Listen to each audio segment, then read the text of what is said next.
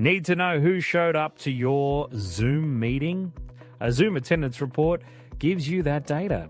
You can track meeting participants, analyze engagement, and improve future meetings. Here's how to download your attendance list. Open Zoom in your browser and sign in with your account. In the left sidebar, click Reports. Under the Usage Reports menu, click Meeting and Webinar History. Set the date range to cover the day of your meeting. Find your meeting in the list and click the number under Participants. A detailed list of attendees appears with join and leave times. To save it, click Export and download the report as a CSV file.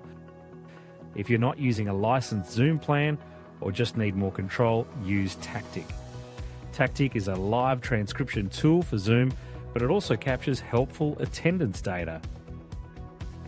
As your meeting runs, it automatically notes down who's speaking, when they spoke, and how often. This gives you a quick view of participant names, talk time, and engagement levels.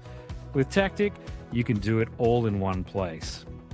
Learn more at tactiq.io and subscribe for more Zoom meeting tips.